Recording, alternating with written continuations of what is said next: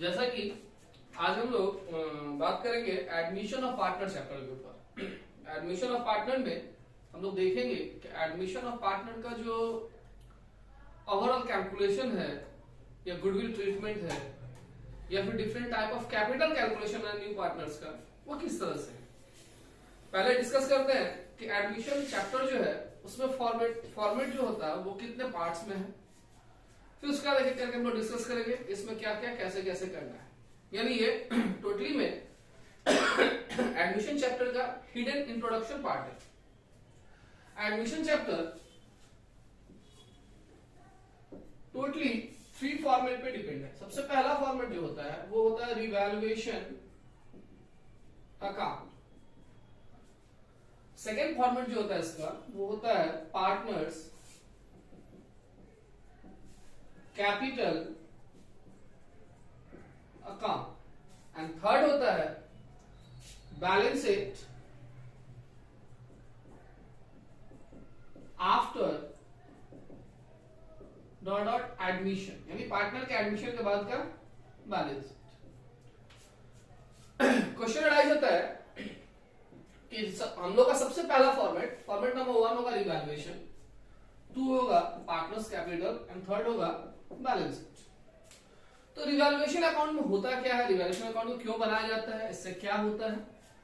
तो जब कभी भी न्यू पार्टनर्स, अगर हम मान लो सपोज दैट कि ए और बी 2 पार्टनर्स है, ए और बी पहले से ऑलरेडी 2 पार्टनर्स है, नया पार्टनर सी आएगा। तो जब सी आएगा तो ए और बी का जो पहले से एसेट्स या लायबिलिटी है उसका फिर से रिवैल्यूएशन होगा, क्योंकि नया पार्टनर जो आएगा नया वैल्यू में आएगा, फॉर्म में पुराने वैल्यू में तो आएगा नहीं। तो न्यू वैल्यूएशन जो होता है उससे या तो वैल्यू इंक्रीज करेगा या फिर वैल्यू डिक्रीज करेगा।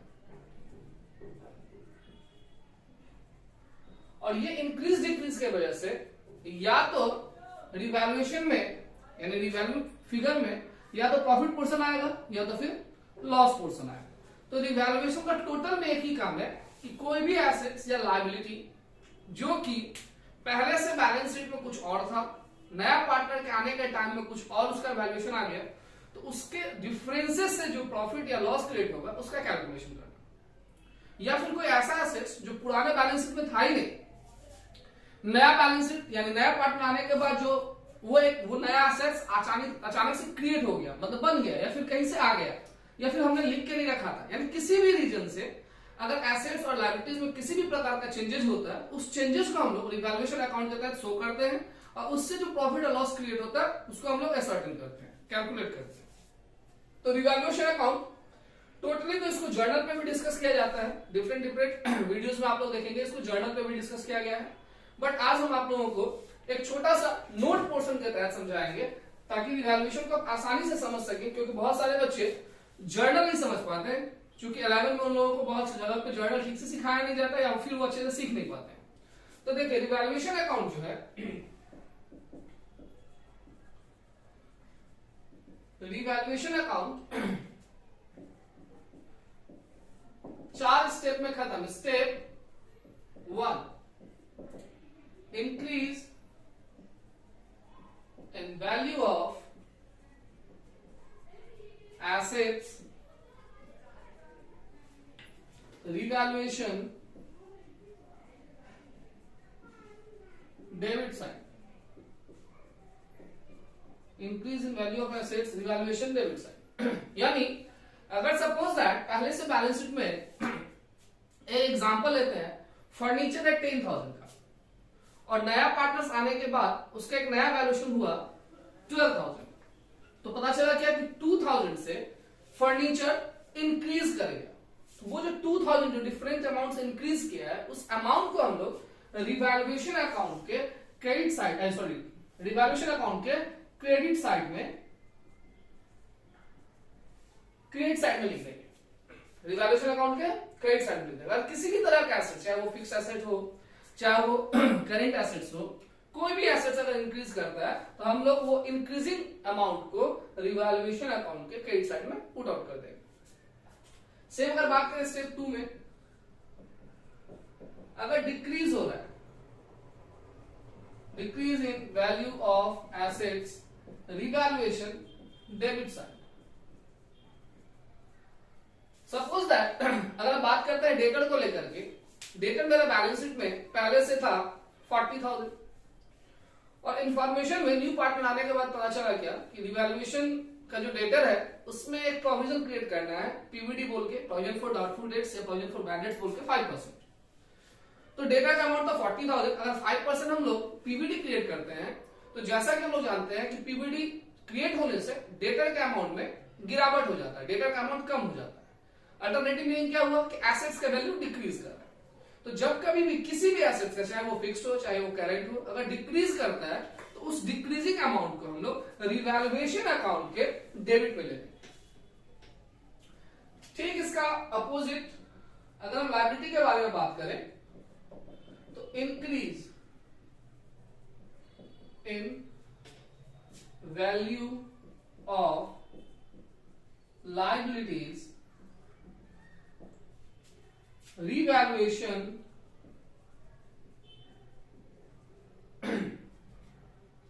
Debit side. अगर किसी भी लायबिलिटीज का वैल्यू में इंक्रीज होता है तो उस इंक्रीजिंग अमाउंट को हम लोग रिवैल्यूएशन के डेबिट में लेंगे। ठीक है, नेक्स्ट बात करें step 4, decrease in value of liability revaluation credit side. अगर कोई भी लायबिलिटी का वैल्यू डिक्रीज कर रहा है तो हम लोग रिवैल्यूएशन के क्रेडिट में लेंगे। ये याद रखना बहुत ही आसान है, अगर हम सिर्फ एसेट्स के पॉइंट को याद रख लें तो लायबिलिटी ठीक उसका अपोजिट है, यानी एसेट्स में इंक्रीज होने से हम लोग रिवैल्यूएशन के क्रेडिट में लिखते हैं और लायबिलिटी में इंक्रीज होने से हम लोग रिवैल्यूएशन के डेबिट में लिखते हैं। एसेट्स अगर डिक्रीज हो तो हम लोग रिवैल्यूएशन के डेबिट में लिखते हैं और लायबिलिटी अगर डिक्रीज हो तो हम लोग रिवैल्यूएशन के क्रेडिट में लिखते हैं। ये 4 टॉपिक से रिवैल्यूएशन की कहानी खत्म है। फिर हम लोग क्या करेंगे कि जब इसको पुट आउट करेंगे तो फिर वहां से एक बैलेंसिंग फिगर आएगा, बैलेंस करेंगे, अकाउंट है तो ऑब्वियसली बैलेंस होगा। तो यहां से जो बैलेंस होता है तो 2 चीज क्रिएट होता है। If credit side of revaluation account are higher than of debit side, then differences will be profit on revaluation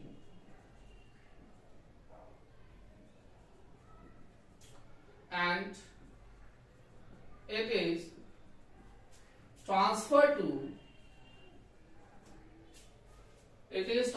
to partners capital account in credit side. यानी हमने ये बताने का कोशिश किया कि अगर रिवैल्यूएशन अकाउंट को अगर हम क्लोज करेंगे, ऑब्वियसली सब बात है, एक डेबिट साइड होगा एक क्रेडिट साइड होगा, अकाउंट है लेजर है, तो अगर क्रेडिट साइड बिगर रहेगा डेबिट साइड से तो डिफरेंस क्रिएट होगा। तो डिफरेंस किधर क्रिएट आते हैं, बैलेंस किधर आएगा, डेबिट साइड में। तो डेबिट साइड में अगर बैलेंस आएगा तो उसको हम लोग बोलते हैं रिवैल्यूएशन प्रॉफिट या प्रॉफिट ऑन रिवैल्यूएशन। उस प्रॉफिट ऑन रिवैल्यूएशन को जो पहले से ओल्ड पार्टनर, क्योंकि नया पार्टनर अभी इन नहीं हुआ है, पहले से जो ओल्ड पार्टनर है उस प्रॉफिट को आपस में अपने ओल्ड रेशियो में डिस्ट्रीब्यूट कर लेगा और उस प्रॉफिट को जब हम लोग कैपिटल अकाउंट में सेकंड अकाउंट में जाएंगे तो उस प्रॉफिट को हम लोग कैपिटल अकाउंट के क्रेडिट में ट्रांसफर कर देंगे और जिन पार्टनर करेगा उसके कॉलम में हम लोग उसको पुट आउट कर देंगे। तो एक पॉइंट ये है। अगर हम बात करें कि डेबिट साइड अगर बना हो जाए क्रेडिट साइड से, तो if debit side of revaluation account is bigger than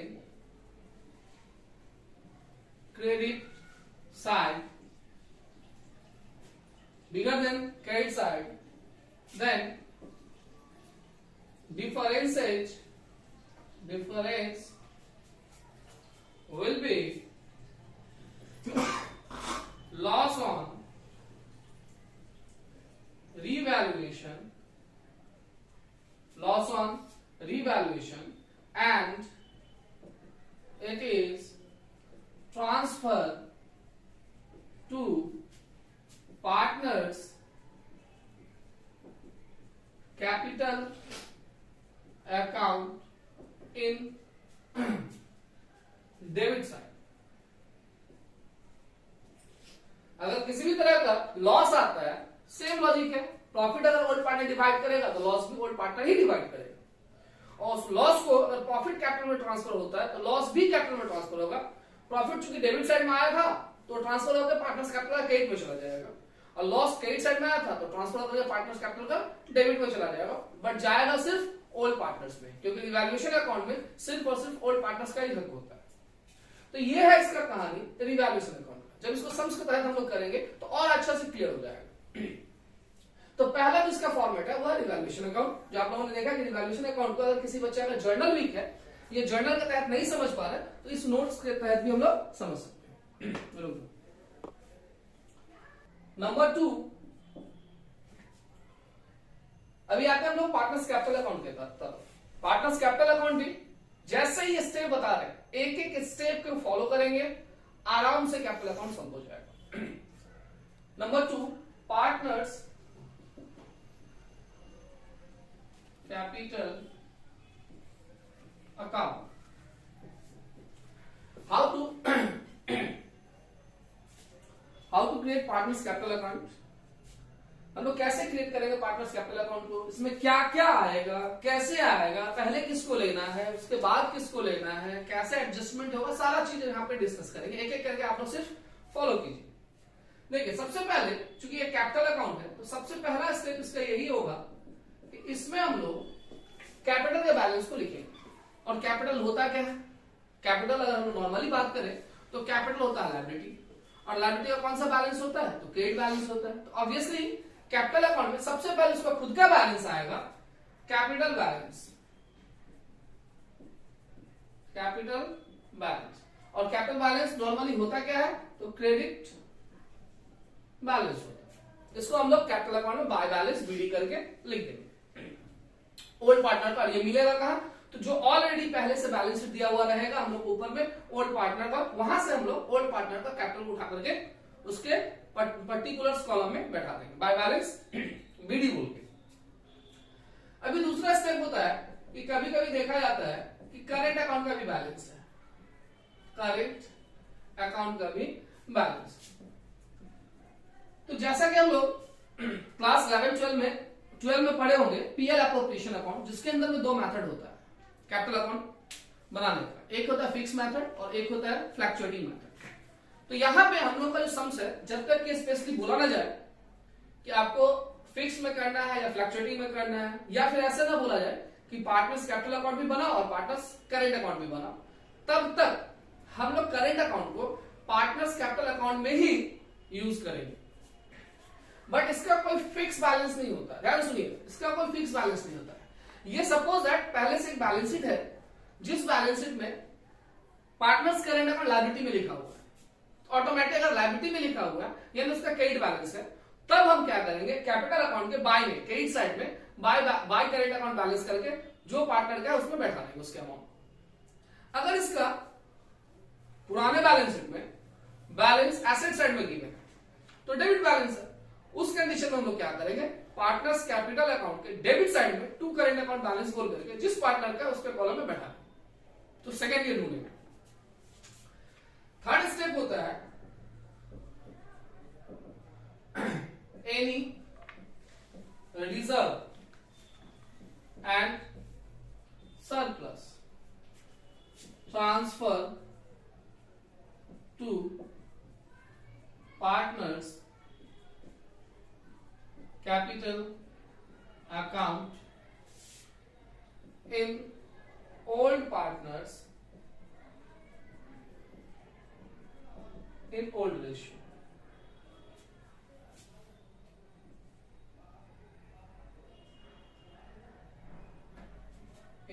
partners capital account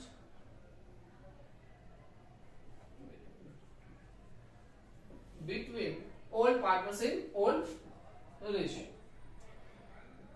अगर किसी भी प्रकार का बैलेंस शीट में लायबिलिटी साइड में रिजर्व और सरप्लस का आइटम है, ये रिजर्व सरप्लस क्या है ध्यान समझिए। रिजर्व सरप्लस क्लास 12 में हम लोग एक रेशियो चैप्टर पढ़े होंगे, उसमें इसका अच्छे से डिस्क्रिप्शन समझाया जाता है। रिजर्व का मतलब होता है कि लायबिलिटी साइड पे लिखा हुआ कोई भी रिजर्व, चाहे वो कैपिटल रिजर्व हो, जनरल रिजर्व हो, इन्वेस्टमेंट फ्लक्चुएशन रिजर्व हो या कोई अदर रिजर्व। और सरप्लस का मीनिंग होता है पीएल का बैलेंस, पीएल बैलेंस जो कि लायबिलिटी साइड में, क्योंकि एसेट्स में जाने से पीएल बैलेंस फिक्टिशियस एसेट्स बन जाता है, तो लायबिलिटी साइड में अगर इस तरह का कोई आइटम है तो उस आइटम को हम लोग पार्टनर्स कैपिटल अकाउंट के क्रेडिट में ओल्ड पार्टनर में ओल्ड रेशियो में डिवाइड कर देंगे। इस स्टेप के बाद हम लोग देखते हैं क्या, any fictitious assets,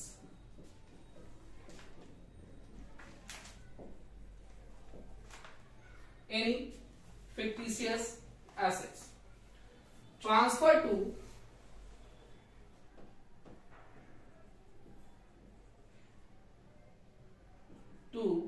partners capital account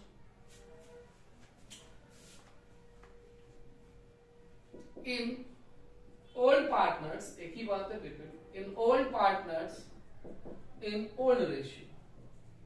यानी अगर किसी तरह का फिक्टिशियस एसेट्स, कोई भी फिक्टिशियस एसेट्स हो, फिक्टिशियस एसेट्स का मीनिंग होता है जिसका नेचर तो एसेट्स नहीं है बट वो एसेट साइड में आया हुआ है। सपोज दैट प्रीलिमिनरी एक्सपेंसेस हो गया, मिसलेनियस एक्सपेंडिचर हो गया, एडवर्टाइजमेंट सस्पेंस हो गया, डिस्काउंट ऑन सेल हो गया, डिस्काउंट ऑन डिवेंचर हो गया, या इस तरह का कोई भी आइटम जो फिक्टिशियस नेचर का है उसको हम लोग कैपिटल अकाउंट के डेबिट साइड में ओल्ड रेशियो में और ओल्ड पार्टनर में डिवाइड कर देंगे। एकदम स्टेप बाय समझिए, आराम से एक एक करके स्टेप करेंगे हम लोग, तो किसी भी सम्स में नहीं फंसेंगे।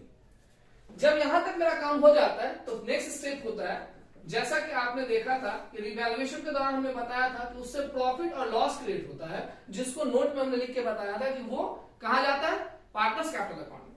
तो स्टेप 5 में वही होगा कि profit oblique loss on revaluation transfer to partners capital account. यानी प्रॉफिट और लॉस जो भी होगा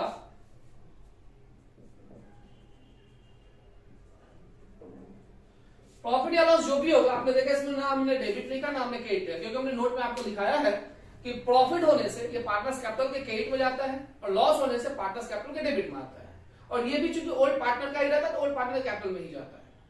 उसके बाद हम लोग स्टेप लेते हैं, फोर्थ स्टेप के बाद फिफ्थ स्टेप। जरूरी नहीं है कि हर एक क्वेश्चन में सारा आइटम रहे, जो रहेगा उसको यूज करेंगे, जो नहीं रहेगा नहीं करेंगे। अब भी जैसे हम रिवैल्यूएशन प्रॉफिट या लॉस ले आते हैं, उसके बाद कैलकुलेशन आता है स्टेप 6, गुडविल ट्रीटमेंट, और यही इसका मेन जड़ है, यही इसका मेन जड़ है, गुडविल ट्रीटमेंट। इसको अच्छे से समझना है, समझाएंगे शायद इसी वीडियो में, पहले कंप्लीट कर ले हम लोग इसको। Goodwill treatment, goodwill treatment different types का होता है, जो सारा डिस्कस करेंगे। गुडविल ट्रीटमेंट का एक स्पेशल वीडियो होगा, इसके बाद आप लोग फॉलो कीजिएगा, देखिएगा, हम उसमें सारा चीज डिस्कस करेंगे। और जैसे ही गुडविल ट्रीटमेंट हो जाता है फिर हम लोग स्टेप 7 में आते हैं, और इस स्टेप में हम लोग न्यू पार्टनर के द्वारा लाया गया जो उसका कैपिटल है उसका एंट्री करते हैं, यानी cash bought by new partners as capital. और ये बचपन से जो हम लोग एंट्री पढ़े हुए हैं, छोटा सा एक जर्नल होता है, जिस बच्चों को जर्नल नहीं भी आता है तो ये जर्नल 100% आते रहता है कि cash account debit to capital account. तो cash account debit to capital account के तहत इसको हम लोग पोस्टिंग कर लेंगे कैपिटल में बाय कैश बोल करके। तो पूरा का पूरा पार्टनर्स कैपिटल अकाउंट इसी स्टेप पे डिपेंड है। आप एक एक स्टेप को फॉलो कीजिएगा, देखिएगा एक एक स्टेप हम सम्स जब सॉल्व करेंगे सेम स्टेप को बोलते हुए करेंगे। तो ये हम लोग का पार्टनर्स कैपिटल अकाउंट का स्टेप। अब आता है बैलेंस शीट। अब आता है बैलेंस शीट। बैलेंस शीट का कोई स्टेप नहीं है, बैलेंस शीट वही बैलेंस शीट है जो हम लोगों ने क्लास 11 में, अगर क्लास 11 में पढ़े होंगे फाइनल अकाउंट है, क्लास 12 में अदर चैप्टर में बैलेंस शीट है, तो वही बैलेंस शीट है, एसेट साइड होगा और लायबिलिटी साइड होगा। अगर मेरा सम्स राइट होगा तो मेरा एसेट्स और लायबिलिटी टैली करेगा। इसके लिए कोई स्पेशल स्टेप नहीं है, ये फॉर्मेट है जैसे हम लोग का 11-12 में हुआ करता था। तो ये हम लोग का पार्टनर्स का पूरा कैलकुलेशन है, मतलब पार्टनर्स एडमिशन ऑफ पार्टनर्स का पूरा टॉपिक है, जिसके अकॉर्डिंग हम लोग हर एक सम्स को सॉल्व करेंगे। चलिए, अगर अच्छा लगे तो शेयर एंड सब्सक्राइब कीजिएगा।